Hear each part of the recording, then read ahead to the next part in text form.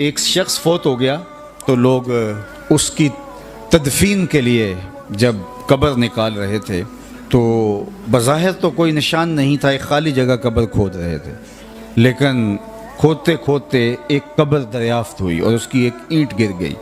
तो लोगों ने देखा कि जो बेनिशान कब्र थी उसकी जब ईंट गिरी तो अंदर से खुशबू आ रही है और ताज़ा गुलाबों का माहौल अंदर है जो माहौल को मुश्कबार किए हुए है। एक ईंट तो गिरी थी तो उन्होंने दूसरी ईंट खुद खींच दी तो देखा कि साहिब कब्र का कफन भी मैला नहीं हुआ।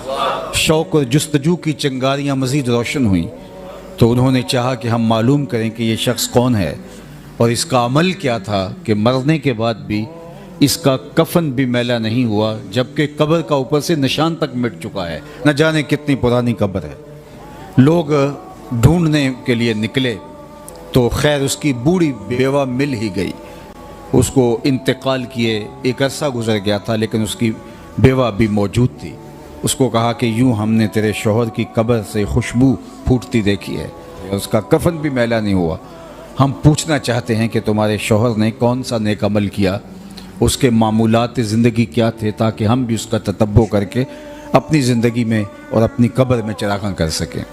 तो उसने अपने जहन पे ज़ोर दिया और कहा कि मेरा शौहर कोई पढ़ा लिखा शख्स नहीं था, आम सा मुसलमान था, वो तो कुरान मजीद भी पढ़ा हुआ नहीं था।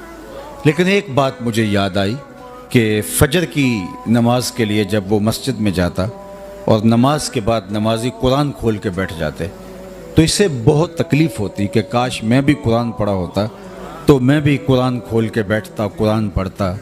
तो ये बोझल कदमों से वापस घर आ जाता और ताक पे रखे हुए कुरान मजीद को उठाता, उसको खोलता और चूमता और एक एक सतर पे उंगली रख के कहता, मालिक मुझे नहीं पता ये क्या लिखा है, जो लिखा है सच लिखा है।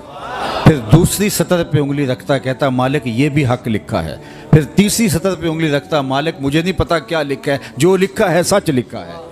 इस तरह उंगलियां फेरता जाता और ये कहता जाता, मालिक ये भी सच है, ये भी सच है, ये भी सच है, ये भी सच है। कहा उसके बाद उसकी आंखों में आंसू होते और वो बंद करता और ताक पे रख देता। यही उसका मामूल था। आज उसकी कब्र में चरागां है, उसकी कब्र में खुशबुएं फैली हैं कुरान से। इस मोहब्बत की वजह से मुझे बताओ, जो दिन के उजालों में और रात की तन्हाइयों में कुरान पढ़ता है, अल्लाह उसकी कब्र में कितनी रोशनियां फरमाएगा। अल्लाह अकबर। ये किताब हमारी ज़िंदगी में अगर आ जाए और हम इस किताब के मुताबिक अपनी ज़िंदगी को ढाल लें तो कोई वजह नहीं है कि हम दुनिया की गालिब कौम ना बन सके।